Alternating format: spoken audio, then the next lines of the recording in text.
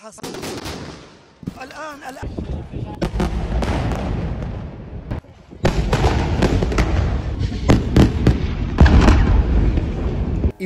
2 বছরের অভিযানে অর্ধলক্ষাধিক ফিলিস্তিনি প্রাণহানির পর বৃহস্পতিবার যুক্তরাষ্ট্রের মধ্যস্থতায় যুদ্ধবিরতি চুক্তিতে রাজি হয় গাজা নিয়ন্ত্রণকারী হামাস।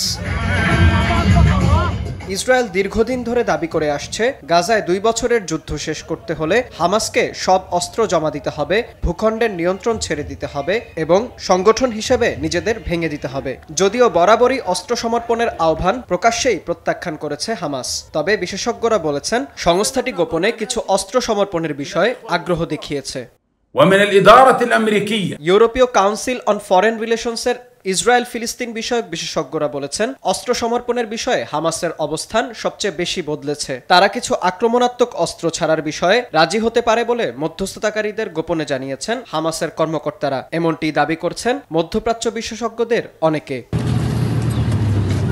বিশ্লেষকেরা আশঙ্কা প্রকাশ করে বলেছেন, হামাসের অস্ত্র ভান্ডার নিয়ে আলোচনায় মতৈক্য না হলে ভেঙে যেতে পারে যুদ্ধবিরতি। তাতে গাজায় আবার ইসরায়েলের জাতিগত নিধন অভিযানের শঙ্কা তৈরি হবে। আন্তর্জাতিক মানবিক সহায়তা বিষয়ক আইনের আওতায় যুদ্ধকালীন সাধারণ নাগরিকদের রক্ষা করার জন্য একটি সশস্ত্র গোষ্ঠীর অস্ত্র বহন করার এবং দখলদার শক্তির বিরুদ্ধে প্রতিরোধ গড়ে তোলার অধিকার রয়েছে। তবুও ঐতিহাসিকভাবে ফিলিস্তিনে ইসরায়েলি দখলদারির অবসানের পূর্বশর্ত হিসেবে সেখানকার বিভিন্ন গোষ্ঠীকে সশস্ত্র প্রতিরোধ থেকে সরে আসতে বলে ইসরায়েল এবং তার পশ্চিমা মিত্ররা। 1990-এর দশকে ফিলিস্তিন ও ইসরায়েলি নেতাদের মধ্যে স্বাক্ষরিত অসলো শান্তি চুক্তির ভিত্তিও ছিল এই শর্ত।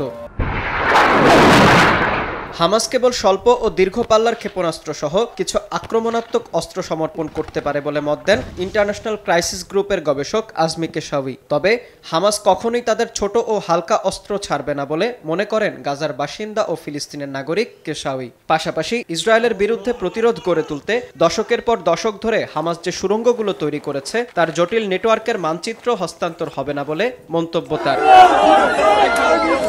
মধ্যপ্রাচ্য বিশেষজ্ঞদের দাবি, যদি 2 পক্ষ চুক্তিতে অটল না থাকে তবে এই যুদ্ধবিরতির মেয়াদ নিয়ে শঙ্কা থেকেই যাবে। বিনিয়ামিন, RTV।